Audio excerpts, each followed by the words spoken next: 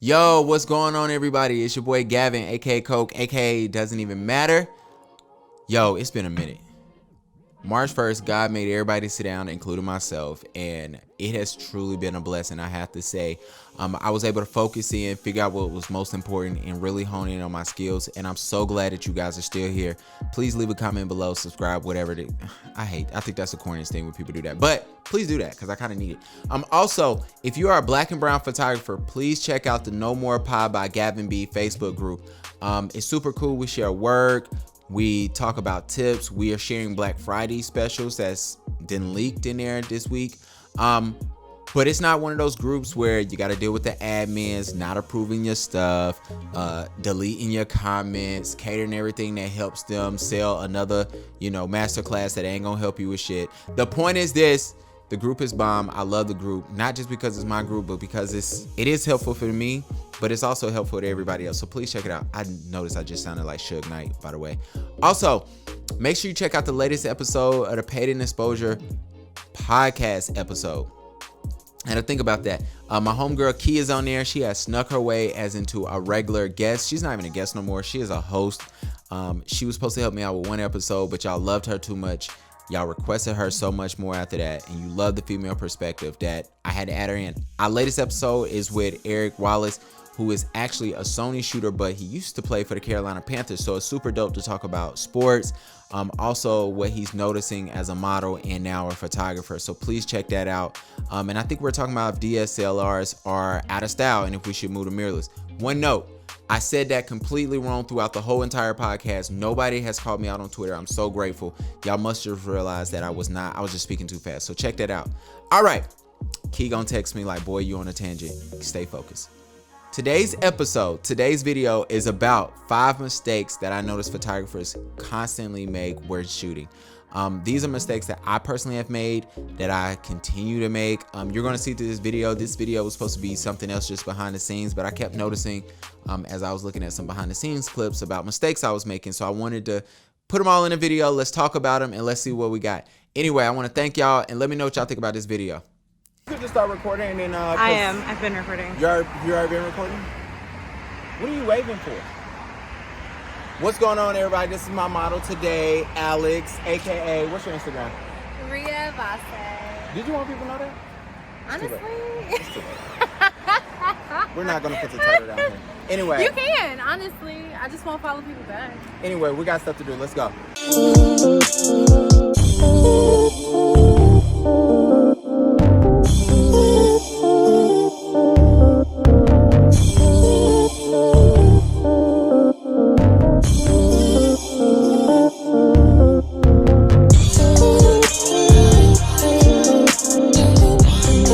Different day, different outfit, same video. I watched the last video. It was too long, and I said nobody's gonna watch this. I'm hoping y'all watch this one, but I was like, all right, we gotta start this over, redo. And so here I am. Let's get straight into this video. First off, when you think about photography, the number one thing photographers try to correct first seems to be their images are not in focus. We all know Facebook, Instagram compresses your photos, right? But when you open it up on your computer and you start noticing like, hey, this is really not as sharp as I wanted to be, your next shoot, what you do is you zoom in. That is the first mistake you make. I know there's focal lengths and you have the ability to zoom, but that doesn't always mean you should zoom or have to zoom. So I think about my time when I was shooting automatic all the time, which was more than 50% of my whole journey or career, however you want to say it. And I was trying not to fall in that trap because I noticed these photographers were just like pushing me to go manual. And I was grateful for that. However, there's this little trick photographers do where they try to devalue or degrade your work. They think it's cool and then they say, oh, what's your settings? And you can't tell them what degree your light was facing down and all this stuff. And so they try to play you. Ignore all that. Start learning manual and learning about focus points on your camera as soon as you can. However, do it at your own pace. Everybody's journey is different. Just embrace your journey. So let's look at this video with me and Alex. So you will notice I am not that far off from her and I'm zooming in.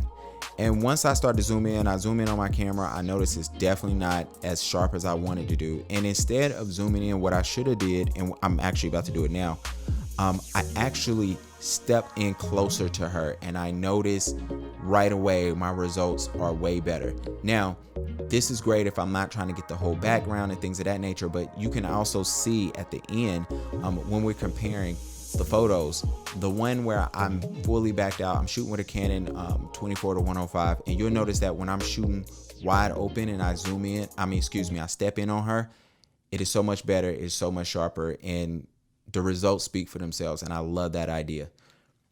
Next up, boring backgrounds. So boring backgrounds are funny because if you go on YouTube, you're going to notice so many videos, so many photographers, so many master classes, whatever, talking about composition, rules of thirds, leading lines, things of that nature. But what happens when you don't have that? What happens if you're shooting in the middle of a field and there's nothing behind them? Let's say you're shooting at the top of a parking deck. There's no leading lines, things of that nature. You can't find them. What do?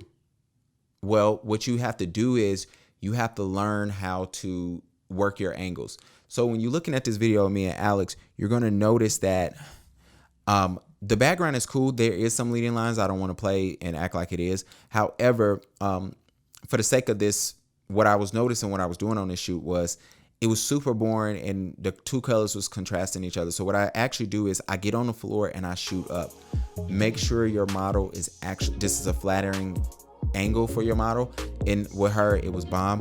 But what I did was I was able to shoot up and get something way more dynamic and way more dramatic and way more interesting personally to me, instead of just shooting her dead on and everything was contrasting each other. All right, number 3, dull sessions. Nobody likes to get on a session and it's boring, nobody's talking, and then it's like minute 3 and you're just like, all right, when can I go? I'm bored with them. They bored with me. This is not it. Nobody's laughing. It's silence, right? Don't be awkward. It's tough for us all. Don't be awkward, because a lot of times we're meeting complete strangers, right? One way I get away from that is I talk to my clients. I laugh with them. We joke. Me and Alex personally, we've been knowing each other for probably only like a year, but it started off of just a DM. I was like, hey, I would love to shoot you. We had never met each other before, seen each other out. But when we got together, she was talkative, I was talkative, and I create conversations. Sometimes when you have a client, though, sometimes that might require you, depending on how they contacted you, you got to check their Instagram. You got to check their Facebook. You got to see what restaurant they went to. Even if it's like the hour before they get there, you just hop on their Instagram or something and figure something out, or figure out what's popping. And you just talk to them about that. So kill those dull sessions, because if you can get your clients in a funnel, and that funnel being, hey, I did your portraits, hey, I'm doing your wedding, hey, I'm doing your maternity picture, hey, I'm doing your kid's graduation, now I'm doing family reunion, whatever the case may be, you making all that money. Where's the cash register? You're gonna make all that money. So keep that in mind there. 4th, bad lighting. You will notice in this video with Alex, the lighting is horrible. Shadows all on her face. Nobody likes bad lighting. And sometimes the reason why we have issues with bad lighting is because we can't decide if we want to do shadows or put our client all in harsh lighting. And we're taught that harsh lighting is scary. We should avoid it, things of that nature. It's not always scary. Now, if you look at this video, you're going to notice that I move Alex into the harsh lighting. And I have a trick that I'll do is I will have her to pose, and then I will have her to face the sun and close her eyes. When that happens, I count to 3. She opens her eyes and I start shooting. Now, a better tip is before she opens her eyes, you take a flick, you make sure the lighting is what you want and underexposed, and keep shooting. And then you just in the mid shoot and say, hey, 1, 2, 3, open. You get you 2 or 3 shots and that's it. And then you might have to readjust, let their eyes rest, things of that nature. So keep that in mind too with bad lighting. Harsh lighting is not that scary. I actually love it. However, going into mistake 5 I notice people make is they get frustrated because they don't pick the right time of day that affects them in post-production, right? So you have this situation, you're doing post-production and nothing looks right. And it's because, you was going for a golden look, or you was going for a moody look, and you're trying to shoot at 2 o'clock on the sunniest day, in your city, and it's not going to work. However, if you shoot in the afternoon, or if you shoot early in the morning, things of that nature. However, if you want harsh settings, or you want something bold and you want heavy shadows, You can't do that at 6 o'clock in the morning. It's not going to happen. So, try to think about what you want to deliver to your client. And then at the end, then you set up that time and you do that shoot and it'll work out. I promise you on that. There's actually a photographer, I can't think of her name, but in her presets, it says to achieve this look, shoot at these times a day at this setting, and I promise you it'll work. I tried her presets without it. I gotta find her name. Actually, I know her name. I just don't know how to pronounce it. So y'all not finna play me. But the point is, I did her shoots. I used her presets. It did not work until I did exactly what she said, and her presets are bomb. I might link it below. We'll see. Pay attention. I want to thank everybody for listening, everybody for checking out this episode. Please be sure to send this to somebody, send this to your favorite photographer. Also, check out the Facebook group, like I was saying. The latest episode, I am going to talk about my journey of my 1 year anniversary of being a full-time photographer, what I learned, what I wish I would have known before. And I got to shout out some people that helped me along the way, including the person who fired me. Anyway, check me out. I'm going to holler at y'all next time.